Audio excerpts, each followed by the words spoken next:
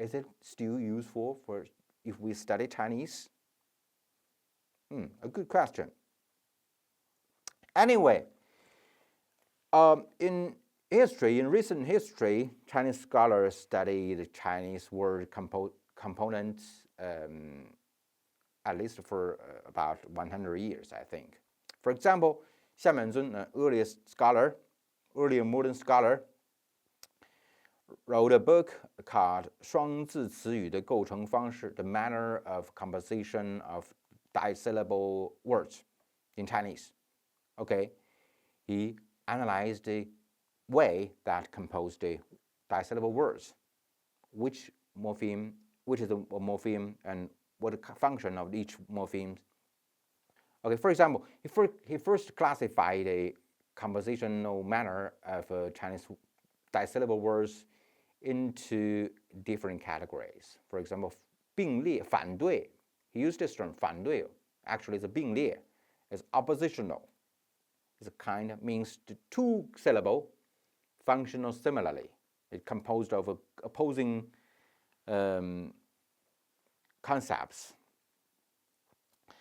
For example, 利害, opposing ideas put together to mean 国家 or similar things. Okay, and meaning limiting 限义. Okay, the limited meaning is actually an adjective modifier plus a noun morpheme. In contemporary terms, we use 偏正, 定中偏正. Okay, similarly, modification.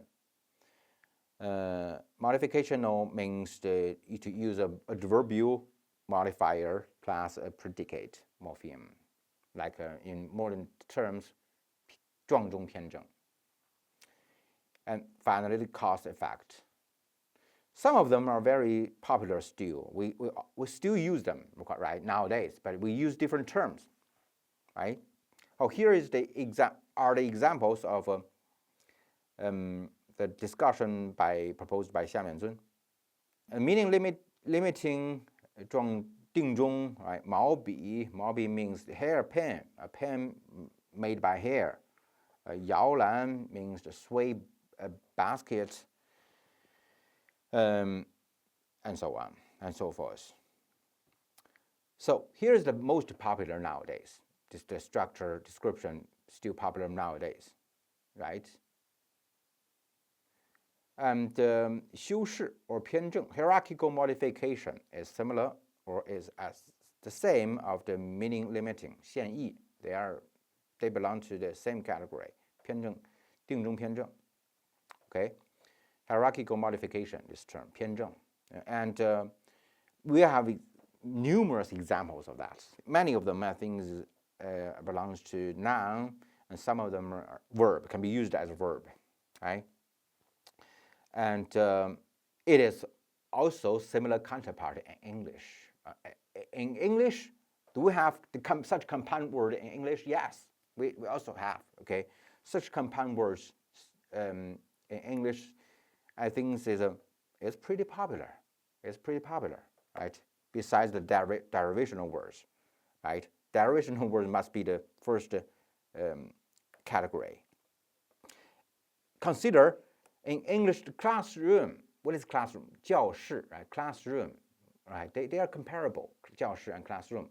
And the manner they composed are almost the same.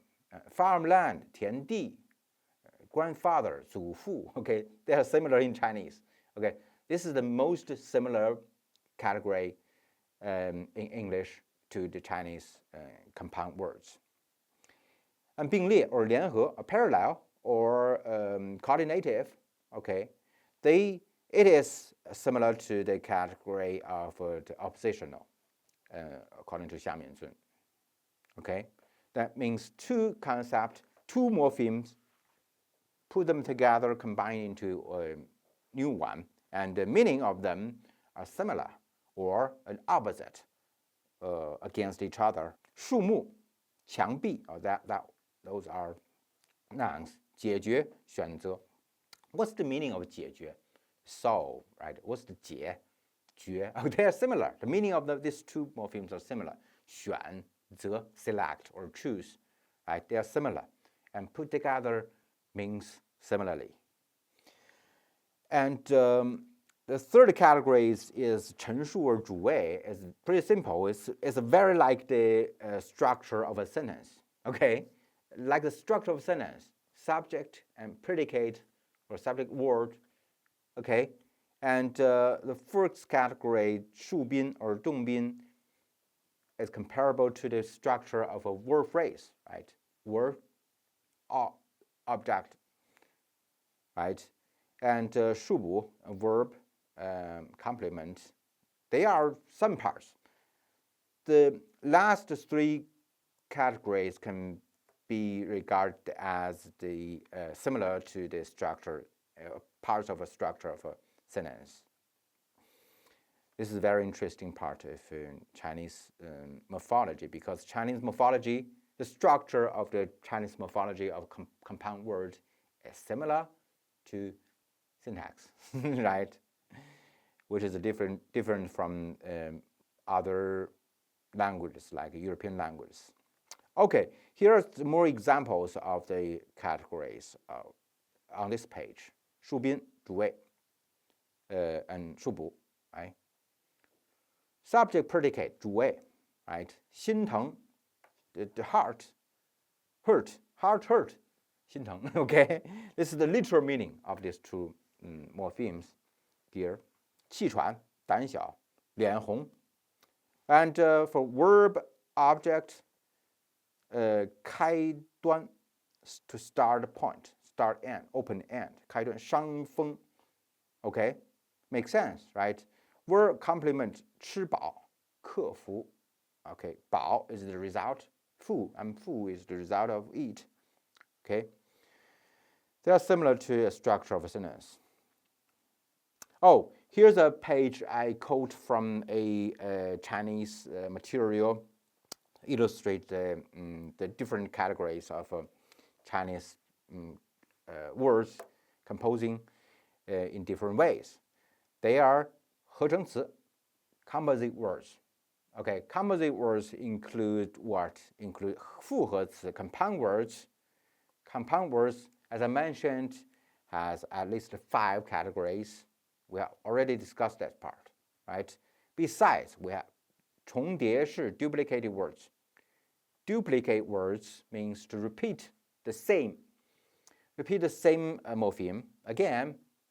And what's the function of that duplicate words? To mean something further, something else, something more. Right? For example, Bob. What's the difference between Bob and Ba? Okay, Bob and Ba. Bob like a daddy. Okay, like a oral words, casual expression. Okay, so it sounds not very formal, lovely, or something like this. And besides, we have derivative words.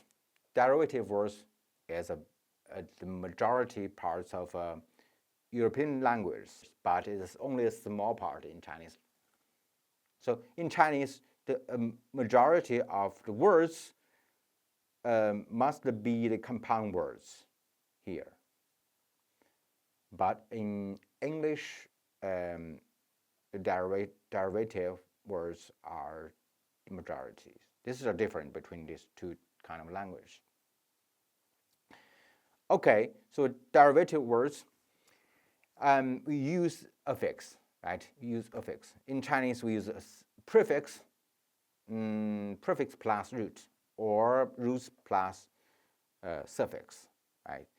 I would further discuss those cases. For example, the prefix of and lao, and suffix of zi and hua, and others in our later discussion.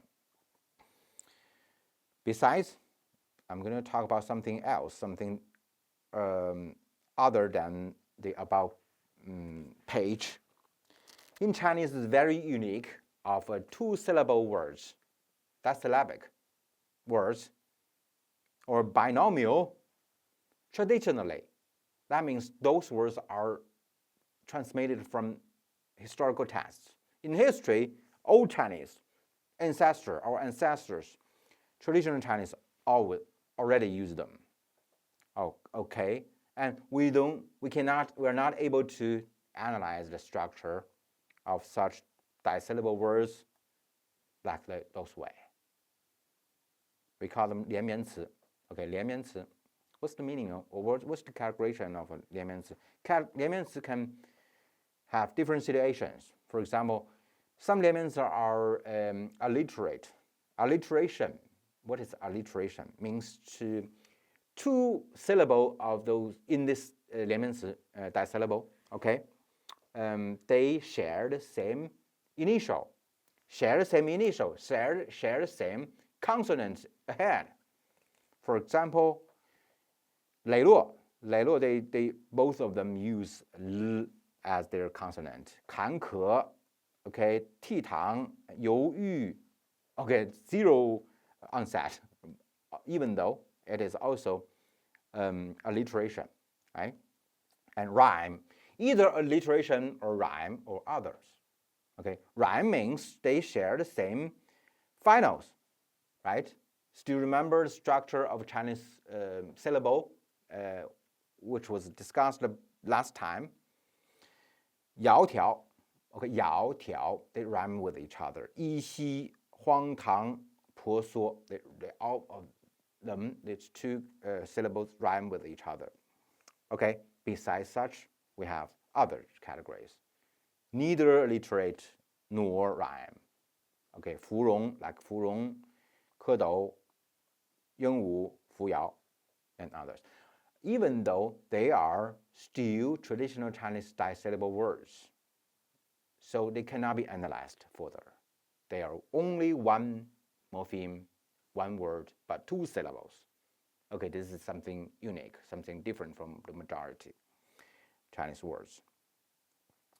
And okay, this situation, especially for the, I think, the alliteration or rhyme, we can compare that with some English strange words like a tic-tac, okay, tic-tac, hodgepodge, okay,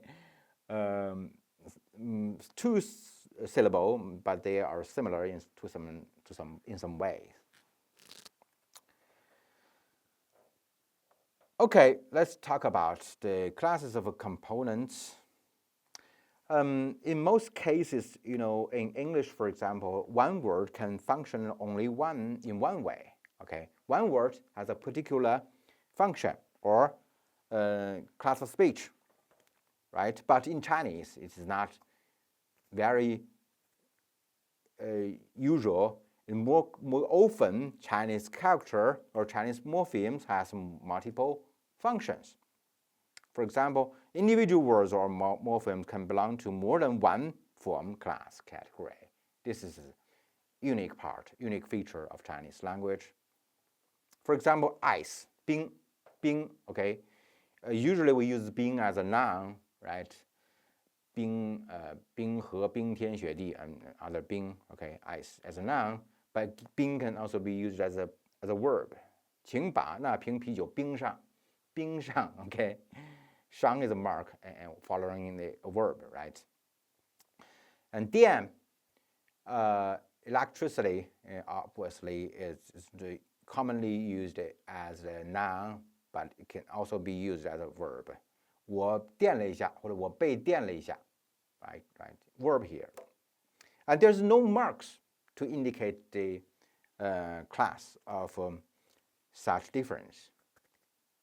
This is the difficult part, okay, for either morphological study or syntax study of Chinese. There's no appearance, appearance of change, of formal appearance of those morphemes or words. You can only identify them or analyze them according to the context and meaning.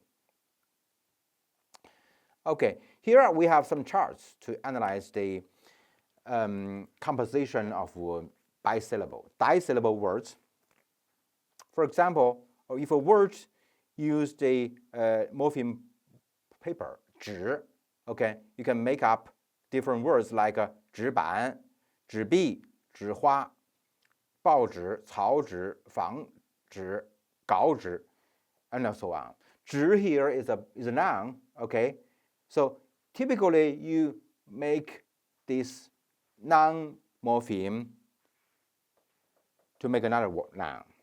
Okay, to make another noun. This is the something principle, something in rules, like it is more common. I mean, it's more common to make a disyllabic word of noun using noun morpheme. Okay, but what about a verb morpheme? For example, to use 走, to walk or to go, use 走 to make more words. 走笔 means to write some handwriting, calligraphy. Okay, so 走笔 here is also a verb. Using a verb,笔 is a noun. 走笔 and another verb. 走步 走道 interestingly, 走道 is a noun. What is the meaning of 走道? Side work, the way that people work on, right? 走道. And we have similarly another related word, 走道. 走道. 走道 is the side way. 走道 is to walk the way, walk on the way. 走道. Okay, so here it is very interesting to use the retroflex suffix of 儿化音 r. Okay, make sense, make difference of 道. You can consider that this way: 走道 plus a retroflex suffix of 儿, and to compose a 走道, and 走道 makes the 走道become a verb from a noun, right? Yeah, this is the similar way how we analyze the morphology of Chinese. You know, similar to when we analyze a other language in the West. 奔走、出走、赶走、竞走, they are all verbs. 画板、画报、画笔、画布、画册, and they are nouns. Okay, 笔画 is a verb. 笔画 is a verb. So 画 here can be used as either a noun and a verb itself. Okay, so how to distinguish? Also use the retroflex suffix 儿. Okay, right? 画 means here a verb. Okay, to draw. But 画 is a noun, right? This is the reason why we say 画画. If you say 画画, is not natural, is not normal expression, Chinese expression. Okay, you need to say 画画. 画画 means to draw the picture. Okay, a verb and a noun. So if you use the 画, 笔画 here, 画 here can be used as a verb, and 笔 and 画, both verbs, and composed to a new verb.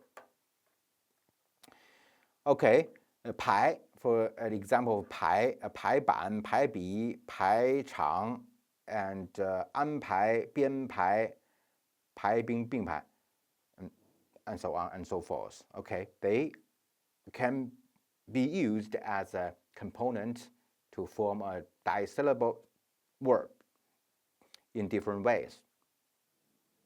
I think if you observe in them in general, you are not able to easily draw any conclusion, definite conclusion of the principle of how to compose a verb in terms they are classes, right? This is a different part. This is a feature. No general rules. Okay, this is a feature of Chinese morphology. And here is also some other further examples to show you that in order to form a noun, disyllabic noun, you can use noun plus noun, noun plus verb, verb plus noun, or even verb plus verb. Verb plus verb can form a disyllabic noun. Interesting, right? Okay, let's see. 动作. 动, what's the meaning of 动? 动 means to move. 做, to do. To move, to do, they are all verbs. Okay, but 动作 put together is a noun. Okay, it's a noun. Similarly, 参谋, to refer, to consult, They are all verbs, but 参谋 becomes a noun. Okay. So in order to make up a verbs, you can use the word plus verb, verb plus noun, noun plus verb, or even noun plus noun. For example, 物色. What's the class of 物? 物 means thing, right? 色 means color. And 物色 means to select, okay? To choose, okay? Means to work, it's a verb, right? Interesting. So let's do some further analysis of Chinese word components. In Chinese, it's very important to distinguish the free from bound. Free from bound, okay, it's important. Because we need to select some or identify some, for example, affix, right? Similar, if we want to analyze Chinese language in a way similar to English, reluctantly, even though, right? We need to identify which is free and which is bound, because it's similarly important in English, free and bound. What's the meaning of free or bound? Free or unbound, free is unbound, right? Means morpheme can stand alone. A morpheme can stand alone. That means can be used as a word independently, right? I'll give you some examples here. 天火人吃说走. 天 can be used independently, okay? You point to the sky, okay? This is 天, right? 天火 fire. 人吃饭吃茶吃斋 okay? 说汉语说英语说 any other language, okay? 走 okay? They can be used independently. They are not supposed to depend on other words to be used, okay? So this is free. It is free morpheme and can be used as a word, sorry. So it is a free. And what is the bound morpheme? Bound morpheme only appears as a part of a larger expression. That means it has lexical meaning. It has lexical meaning. It can be explained in a dictionary itself, but it cannot be used without making up another word. Okay, for example, we have some 民. Min, what's the meaning of min? Min means people, right? Min means people. Min means people in classical Chinese. And such meaning still remains in modern Chinese or contemporary Chinese. But min, the morpheme min here cannot be used independently in contemporary Chinese. Can you compose a sentence by min directly? Probably not. You're not able to do that. You can only make up a word first and then use this word to compose more complicated sentence. For example, 人民, or 民主, or 民族, anything. Okay, 言, similarly, 言, 食不言，寝不语. Okay, that is a classical Chinese, right? But 言 here cannot be used to make a sentence. 习, you can say 学习, 习惯, but you cannot make a sentence directly using 习, right? And for 老, 阿者的话, they are some kind of affix. I will discuss them later. They cannot, in this meaning, in this sense, they are not able to be used independently. So they also belong to bound morpheme, sorry. And another very important consideration is that you must distinguish the character and the morpheme that the character stands for. Sometimes one character can stand for different morphemes. You need to distinguish them. You are not, for example, mu. Mu means wood or tree. Okay, here it is used as a noun. And 木 can also be used as an adjective. For example, 我的舌头木了，我的舌头木了 here. 木 means numb, right? Cannot move, has lost feeling, right? But this mu and that mu make difference. They do not belong to the same morpheme. You need to distinguish them from each other. And similarly, 大火, 很火, they do not mean the same. Okay, so besides the free and bound, we also can distinguish the content and function. Content and function is about the primary differentiation of the frame and morpheme. Okay, for example, the content or lexical morpheme means a root that forms the semantic core of a major class word. I'll put it in another way. A content morpheme or lexical morpheme can be explained of the meaning itself, of the meaning, literal meaning itself. Okay, for example, you can explain something, a noun or a verb, in a dictionary. Okay, but a functional morpheme simply displays the syntactical meaning of a word rather than supply the root meaning. That's because there's no root meaning. There's no root meaning, no fundamental essence meaning of a functional morpheme.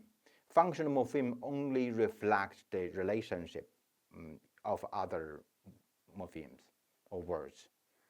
Okay, so this is the primary difference between these two categories. And the content or lexical morpheme has lexical denotation that are not dependent on the context or on other morphemes. That means there are definite meaning of those morphemes. This is the reason why they can be explained in dictionary, right? Typical content morphemes include noun, verb, or adjective. While functional morphemes generally are considered as a closed class. Closed class means the number of this class, of this group, is definite.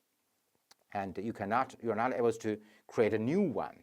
New functional morphemes cannot normally be created, such as preposition, the conjunction, auxiliary words in Chinese. You cannot create a new preposition. Okay, 上下里外, besides those, you create a new one and make it a part of this language. It is impossible. Okay, so we classify the morphemes into free and bound, and free morphemes can further be classified into lexical and functional, right? This is the common part in English and Chinese. We classify or we analyze the structure or the categories of morphemes in English way. We categorize in Chinese way. But this part are the same. That means the free morphemes and bound morphemes, this classification, and a word, free morpheme can be classified further into a lexical, 单词词根. In Chinese, we have another further classification, including 单词词根 and 非单词词根. What is 单词词根? 单词词根 means the free morphemes can be used independently. But it's lexical. It is lexical and can be used independently.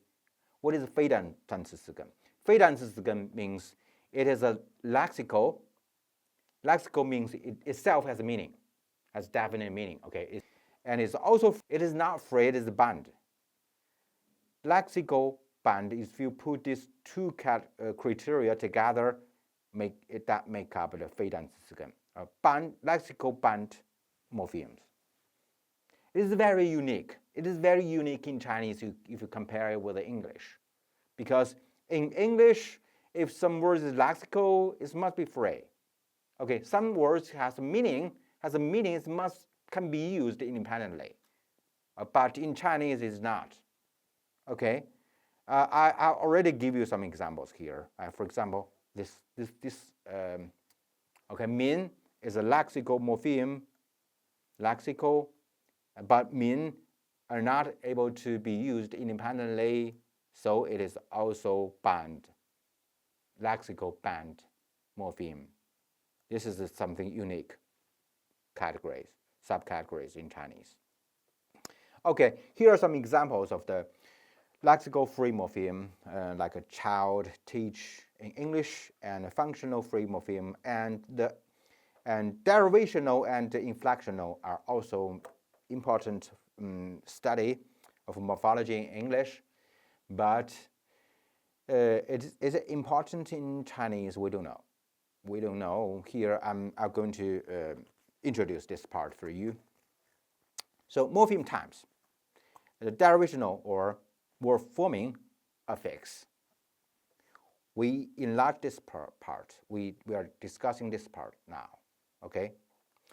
Derivational or word-forming affix means you can use this affix to compose a new word. For example, re, or nis can be used at other roots or other stems to make up new words, right?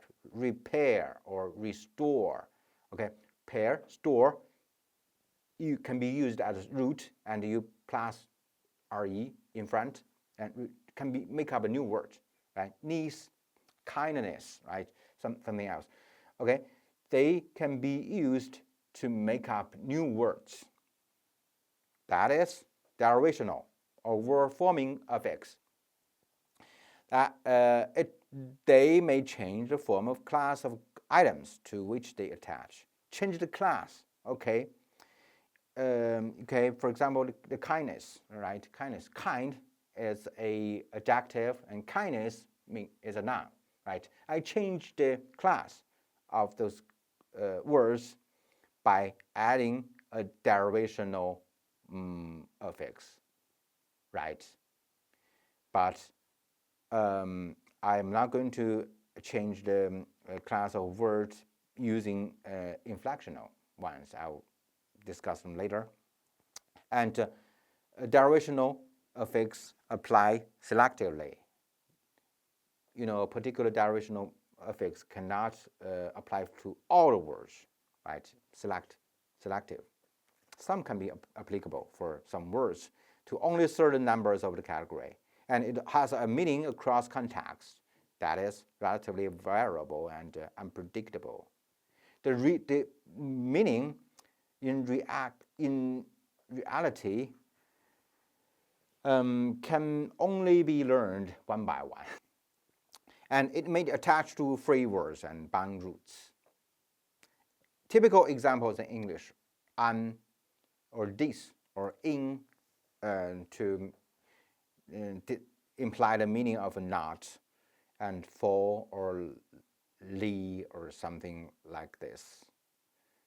Generally speaking, you can use a suffix to change the class of a word, and you change the meaning by using a prefix. Okay, here are some counterpart example in Chinese. Derivational word-forming affix, including prefix and suffix. Lao here is a typical, commonly agreed, I think, prefix in Chinese, because Lao here, lost its original meaning. 老师, in 老师 or 老板, what's the meaning of Lao? No, there's no definite meaning of Lao. Lao originally means senior, means old, means, right? But here, 老师 is not necessarily senior. You can have a young teacher, right? 老板, boss, similarly. And 小, or RD, and so on. And for suffix 子, right? 子, 桌子, 椅子. There's also no meaning of that. What's the meaning of 子 in 桌子? It's only a suffix, okay, to make up another syllable, right? And here, in this chart shows the different level of popularity of the commonly used situation of the. You can give your examples by yourself of them, right? Oh, here are some examples I quote from a book of 者. Okay, example of 者 and 原 used as a suffix. 笔者, 读者, 老者, right? 强者, 学者. Oh, I need to discuss this example. 老者, in 老者, is 老 a prefix? No, right? No, because 者 here is a suffix, and 老 cannot be also used as a fix, right? Now here makes sense. 老者 means the senior person, okay? Senior person, old man. 老者. So 老 here is not a prefix, but in 老师, 老板, 老鼠, okay, that 老 is a prefix. Different from derivational affix, inflectional affix or grammatical affix has some different features. They are completely general, that is, apply to all members or at least large subclass or of a given class. More universal than derivational affix. And it has a constant, predictable meaning across context. The basic meaning is pretty simple. It can be understood and applied more in more categories. And it must attach to free words, and it's never changed the form of class to which they attach. Those are different functions from derivational word affix. Okay, is there inflectional affix in Chinese? This is a question. There's a debate on this topic. I will show you some scholar who support this idea that there is an inflectional affix in Chinese also. For example, here is the questionnaire, or here's the criteria to test whether which kind of morpheme it is in Chinese. You need to firstly ask, is it free or bound? Free or bound? And then, is it a content or function? And then you can further classify them into subcategories. For example, for the functional word means the functional free morpheme. The examples include de and le. Le here used as the end of the sentence instead of a verb. And he used as a conjunction. Okay, de here is more used as a modal particle. And about root, free content morpheme, like a being, very common, or noun, any noun or verb are typically belong to this category. And bound root, this is something that I mentioned, like a xi, like a min, okay? They have their definite content meaning, but they are bound. They are not free. And affix. Let's talk about affix. Affix, furtherly, affix includes word-forming affix or derivational affix. Include the following one: 子, 者, 画, 头, blah blah blah. They are suffix. And 无 or 未成年人 无后坐力炮, such case can show you something in ahead. Okay, they are affix, word-forming prefix. For the last part, grammatical affix or inflectional affix. This is something the most debatable, right? Some scholar believes that examples like 遮了过, okay, they cannot be used independently. Okay, 这个论过 to show the aspect, show the aspect of time, okay, or the attitude, okay, and men, also the men to imply the plural form of people, right? So, and men cannot be used independently, and men cannot make new words, cannot form new words. Okay, they only have the grammatical function. Such function is very similar to the inflection. Okay, at least according to some scholars. So this is the way they can be classified into this category. And in general, we summarize the different categories of word type. The compound words, we mentioned, is the compound words is very common in Chinese. They have 2 syllables, and each syllable represents a morpheme.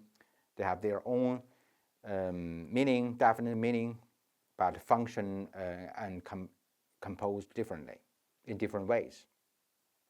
And bound root words, and for example, 橡皮 here, or 电脑. 电 can be used independently, 脑 is not. 橡皮 can be used independently, but 橡 is not. So any one in this disyllabic words cannot be used independently, but is a lexical bound morpheme. Okay, and then they form a bound root word. Derived words means the result of the derivation, okay, using such affix, suffix, or affix, or prefix. Grammatical words means you plus a grammatical affix following another word. For example, 走了. 走了, in this opinion, is a word. And 我们 and 走不进, 进得去, okay, they are words. They are words. 走不进 here is a word using 走进, and the root is 走进, and an infix. Infix means a suffix, affix used inside a word. Okay, interesting, right? Anyway, this is only an opinion. You can disagree with that, and you can give your own reasons and evidence to argue against that. This is the general situation of the recent study or popular ideas of Chinese morphology. And next time we are going to talk about the syntax of contemporary Chinese. Thank you for your attention. Bye-bye.